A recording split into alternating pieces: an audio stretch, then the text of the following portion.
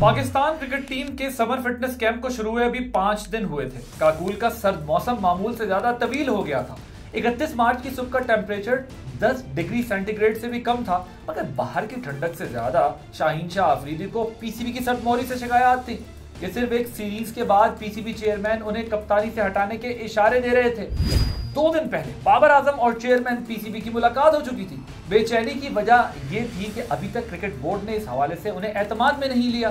इन्हीं ख्यालों में गुम थे कि पीसीबी सोशल मीडिया अकाउंट से एक फरमान जारी हुआ और बाबर आजम को व्हाइट बॉल फॉर्मेट का कप्तान बना दिया गया। इस खबर से शाहीन शाह बहुत दिल बर्दाश्ता हुए, मगर फिर भी चुप रहे। लेकिन फिर पीसीबी ने एक ऐसी प्रेस रिलीज जारी की जिस पर शाहीन शाह अफरीदी कुछ बोलने पर मजबूर हो गए। उनसे मंसूब एक बयान शामिल किया गया जिसमें कहा गया कि वो इस फैसले का खैर मकदम करते हैं। इस बयान की अभी तरदीद भी तैयार हो चुकी थी। इस दौरान पीसीबी को भनक पड़ गई। फौरी तौर पर टीम सिलेक्टर्स काकूल भेजा गया। मामला फिर भी ठंडा ना हुआ तो दूसरे दिन पीसीबी चेयरमैन को खुद काकूल जाना पड़ा। वर्ल्ड कप से 2 माह पहले कप्तान बदल गया, लेकिन टीम का ऐलान अभी भी ना हुआ। जिस तरह क्रिकेट के मामला चलाए गए, गुज़िश्ता वर्ल्ड कप के 1.5 साल बाद भी कोई तैयारी नहीं थी। फिर किस बुनियाद पर टीम का ऐलान किया गया? वर्ल्ड कप में पाकिस्तान टीम का कॉम्बिनेशन क्या सोचकर बनाया गया और इस टीम से क्या तवक्को रखनी चाहिए? इस मामले में स्टैट्स पे नजर डालनी चाहिए, क्योंकि स्टैट्स झूठ नहीं बोलते। मैं हूं आदिल अब्बासी और आप देख रहे हैं आजाद नेट।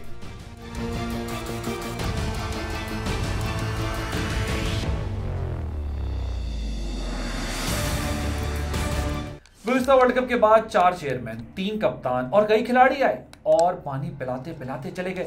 सब तब्दील हो गए। अगर कुछ नहीं बदला तो क्रिकेट बोर्ड की रिवायात नहीं बदली, जिसकी वजह से टीम की कारकर्दगी में मुसलसल डिप आता गया। वर्ल्ड कप की डेडलाइन से एक दिन पहले सिलेक्टर्स ने 15 रुकनी वर्ल्ड कप स्क्वाड फाइनल करके चेयरमैन पीसीबी को भेजा। चेयरमैन ने यह कहकर मामला दोबारा सिलेक्शन कमेटी को रेफर किया कि कुछ सिलेक्टर्स को इस टीम पर तहफ़्फ़ुज़ात। मालूम नहीं 12 घंटे में ऐसा क्या हुआ कि तमाम सिलेक्टर्स ने इत्तेफाक कर लिया। 2 ओहदे एंजॉय कर रहे थे। तमाम पीसीबी ने इस तासुर को रद्द किया कि टीम में चेयरमैन बोर्ड ने मुदाखलत की।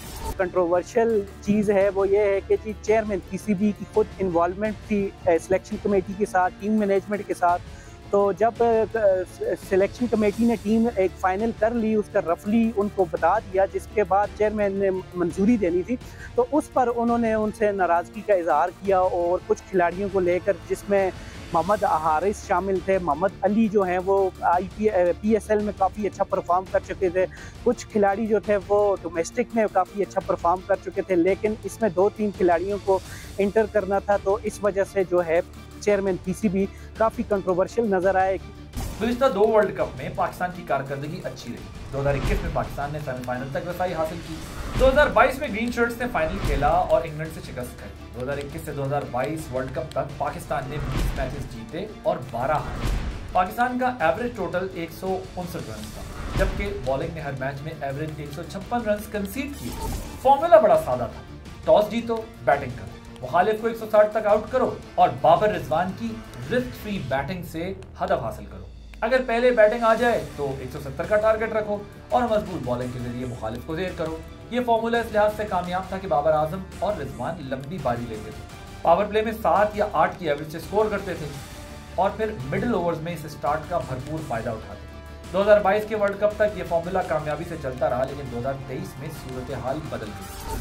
क्या गड़बड़ हुई, इसको समझने के लिए वापस स्टैट्स की जानिब बढ़ना होगा।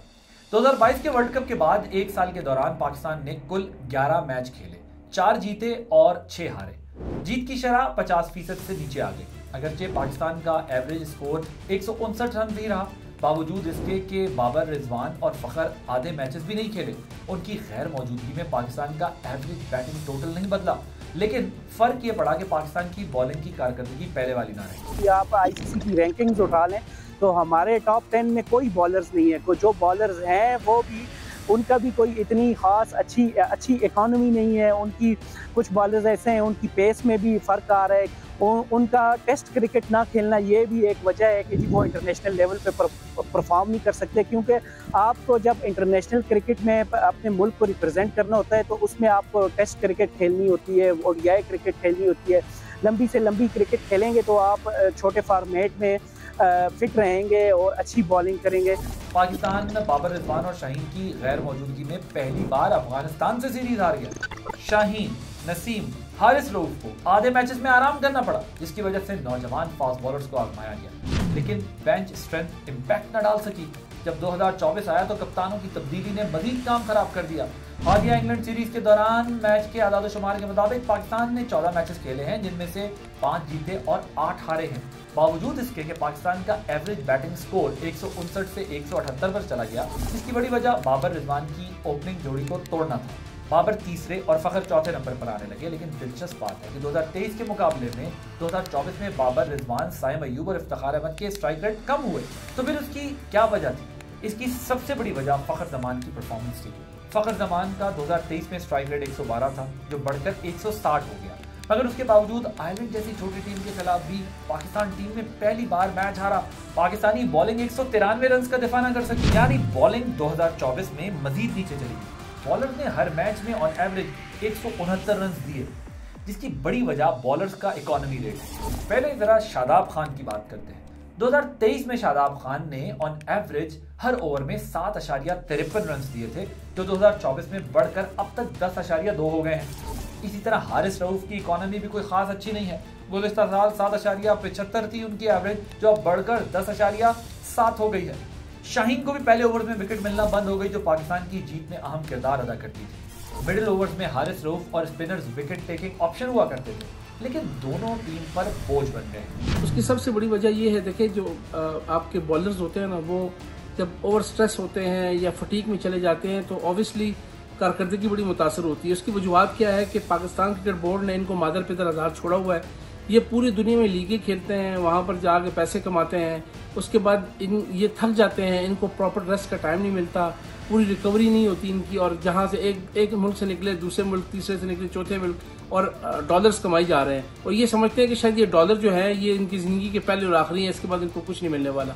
पहले क्या होता था, आपने टेस्ट क्रिकेट खेलनी है, वनडे खेलने है, T20 खेलना है, फिर आपका जो टीम मैनेजर होता है या आपका जो बोर्ड होता है वो प्लेयर मैनेजमेंट सिस्टम लेके आता है। 2023 में शाहीन शाह अफरीदी, हारिस रऊफ, नसीम शाह, शादाब खान मजमूई इकॉनमी रेट 8 रन फी ओवर था, तो अब 2024 में बढ़कर 9.38 हो गया। इसका मतलब है कि अब पाकिस्तानी बॉलर्स हर मैच में ऑन एवरेज 187 रन दे रहे हैं, जो पाकिस्तान के लिए बनाना मुश्किल हो रहा है। अगर सिंपल मैथमेटिक्स की बात करें तो पाकिस्तानी बॉलर्स टीम मैनेजमेंट की तवक्कुआत से 15 से 20 रन ज्यादा दे रहे हैं। अब अगर टीम की कारकर्दगी में तसलसल लाना है तो पाकिस्तानी बैटर्स को एवरेज स्कोर 180 से ऊपर लेकर जाना पड़ेगा, या पाकिस्तानी बॉलर्स को 15 से 20 रन कम देना होंगे। क्या टीम की मौजूदा फॉर्म को देखते हुए ऐसा करना मुमकिन होगा? क्योंकि पावर प्ले में बाबर आजम और रिजवान का रिकॉर्ड स्पिनर्स के खिलाफ कुछ अच्छा नहीं है। टारगेट देने या चेस करने में ये दोनों प्लेयर्स शीट एंकर का किरदार अदा करते हैं, लेकिन स्पिनर्स के खिलाफ इन दोनों के मैचेस में अब इनका रिकॉर्ड नेगेटिव है। खासकर बाबर आजम को तमाम बड़ी टीमों के स्पिनर्स ने परेशान किया है। अगर वो स्पिनर्स को चार्ज करते हैं तो विकेट गिरने का इम्कान बढ़ता है, और अगर स्पिनर्स को डिफेंसिव खेलते हैं तो स्ट्राइक रेट 100 से भी नीचे चला जाता है, जिसके नतीजे में बड़ा टारगेट सेट करना या चेस करना मजीद मुश्किल हो जाता है। और यही वजह है कि बाबर के आते ही टीमें स्पिनर्स को लगाती हैं। क्या इस बाबर स्पिनर्स के खिलाफ महफूज शॉट्स को अपने डेवलप कर सकेंगे? ये कहना अभी कबल वक्त है, लेकिन अगर ऐसा नहीं होता तो बॉलर्स को ये 15 से 20 रन का मार्जिन कवर करना होगा। लेकिन मुश्किल ये है कि नसीम शाह और हारिस रऊफ इंजरी से वापस आ रहे हैं, उनकी मैच प्रैक्टिस नहीं है। अगरचे हारिस रऊफ विकेट लेते हैं, लेकिन विकेट के बदले रन भी बहुत सारे दे देते हैं। मेन स्ट्राइकर शाहीन शाह अफरीदी, जिनकी अपनी कारकर्दगी में डिप आया है, न्यूजीलैंड के खिलाफ होने वाली सीरीज में शाहीन शाह अफरीदी ने हर ओवर में 10 रन दिए हैं, जबकि शादाब खान गुज़िश्ता 2 साल से लाइन और लाइन दुरुस्त नहीं कर पा रहे। आमतौर पर हर बड़ी टीम के पास 6 से 16 ओवर्स के मिडिल पीरियड में leg spinners wicket taking option के तौर पर इस्तेमाल होते हैं, लेकिन पाकिस्तान के मामले में शादाब के पूरे ओवर कराना पाकिस्तान के लिए मसला बन जाता है। अलबत्ता माद वसीम की अब तक की परफॉर्मेंस ठीक जा रही है, लेकिन हाल ही में कुछ मैचेस के दौरान माद वसीम के ओवर्स का कोटा भी पूरा नहीं किया गया। इसी तरह की छोटी छोटी कप्तान की गलतियों पर अगर काबू पाया जाए तो स्पिन डिपार्टमेंट को मजबूत किया जा सकता है। स्पिनर तो आपके पास है ही कोई नहीं टीम में। आप शादाब को स्पिनर समझते हैं, आप इमाद वसीम को स्पिनर समझते हैं, आपके पास स्पिनर है कौन? बेंच स्ट्रेंथ की आप बात करते हैं, स्पिनर्स की बात करते हैं, बैट्समैन की बात करते हैं, फास्ट बॉलर्स की बात करते हैं। जब तक आपके नीचे नर्सरी सही मजबूत बुनियाद नहीं होगी ना, ऊपर इमारत कभी नहीं बन सकती। डोमेस्टिक आपका बेड़ा गर्क हो चुका है। जो कोचेस लगाए डोमेस्टिक में सारे सिफारशी टोले, लेवल 2 इनको घरों में बैठ के कराया, सब ने दोस्ती यारी में। देखें लेवल 3 लेवल 4 कोचेस जो हैं वो बाहर बैठे हैं, उनको सियासत का निशाना बनाकर उनको बाहर बैठाया।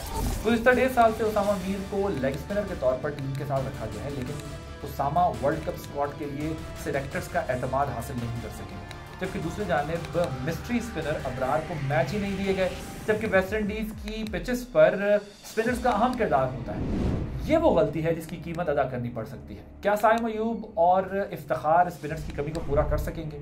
इसके लिए कप्तान का इन बॉलर्स पर एतमाद जरूरी है, जो अभी तक नजर नहीं आया। क्या अम्माद वसीम और फ़ख्र जमान पाकिस्तान के लिए एक्स फैक्टर साबित होंगे?